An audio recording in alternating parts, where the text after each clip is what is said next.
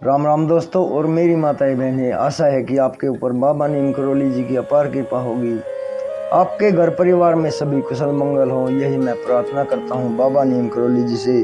यही मेरी अर्जी है, मेरे बाबा सबके कष्ट हरो। जय बाबा नीम करोली महाराज, जय हनुमान, जय श्री राम। दोस्तों और मेरी माताएं बहनें, आज मैं आपको श्रीमद् वाल्मीकि रामायण अरण्य कांड का 62वां सर्ग सुनाऊंगा। श्री राम का विलाप। शुरू करते हैं। श्री राम का विलाप। जय श्री राम। सीता को ना देखकर शोक से व्याकुलचित हुए धर्मात्मा महाबाहु कमल नयन श्री राम विलाप करने लगे। रघुनाथ जी सीता के प्रति अधिक प्रेम के कारण उनके वियोग में कष्ट पा रहे थे। वे उन्हें ना देखकर भी देखते हुए के समान ऐसी बातें कहने लगे जो विलाप का आश्रय होने से गदगद कंठ के कारण कठिनता से बोली जा रही थी। प्रिय, तुम्हें फूल अधिक प्रिय हैं, इसलिए खिली हुई अशोक की शाखाओं से अपने शरीर को छिपाती हो और मेरा शोक बढ़ा रही हो।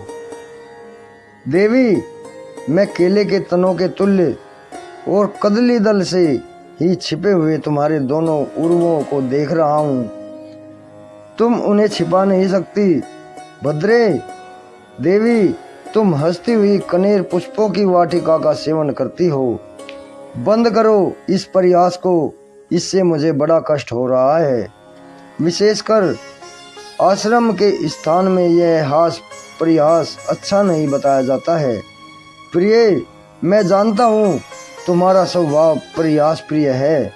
विशाल लोचने, आओ, तुम्हारी यह प्रशाला सुनी है।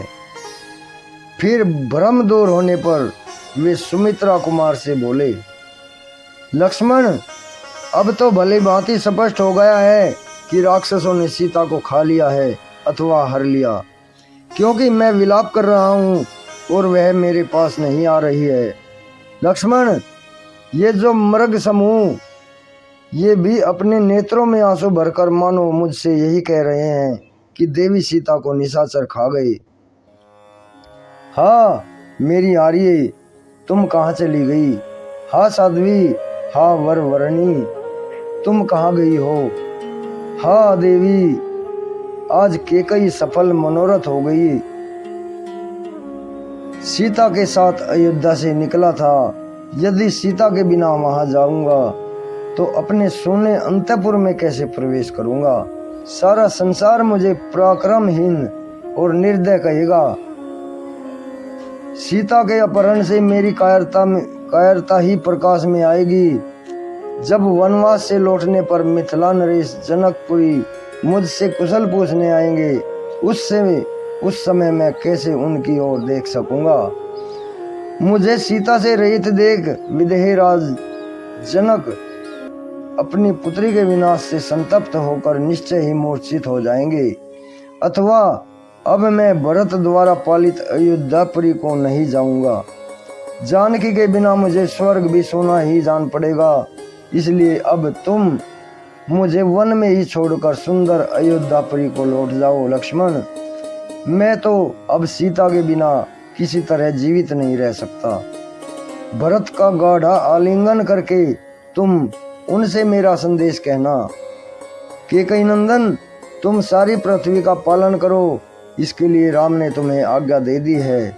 विभो, मेरी माता कौशल्या, केकई तथा सुमित्रा को प्रतिदिन यथोचित रीति से प्रणाम करते हुए उन सबकी रक्षा करना और सदा उनकी आज्ञा के अनुसार चलना। यह तुम्हारे लिए मेरी आज्ञा है। शत्रुसूदन, मेरी माता के समक्ष सीता के विनाश का यह समाचार विस्तार पूर्वक कह सुनाना। सुंदर केश वाली सीता के विरह में भगवान श्री राम वन के भीतर जाकर जब इस तरह दीन भाव से विलाप करने लगे, तब लक्ष्मण के भी मुख पर भय जनित व्याकुलता के चिन्ह दिखाई देने लगे। उनका मन व्यथित हो उठा और वे अत्यंत घबरा गए। इस प्रकार श्री वाल्मीकि निर्मित आस रामायण आदि काव्य के अरण्य कांड में 62वां सर्ग पूर्ण हुआ। जय श्री राम। प्रभु राखो शरण। दोस्तों और मेरी माताएं बहनें, ये श्रीमद् वाल्मीकि रामायण अरण्य कांड का 62वां सर्ग पूर्ण हुआ है। कल मैं आपको इसका 63वां सर्ग सुनाऊंगा और इस पाठ का भी नाम है श्री राम का विलाप। अभी आज्ञा लेता हूँ। भगवान श्री राम जी, हनुमान जी, बाबा नीम करोली जी आपके ऊपर सदैव कृपा दृष्टि बनाए रखे। यही मेरी आराधना, यही मेरी प्रार्थना।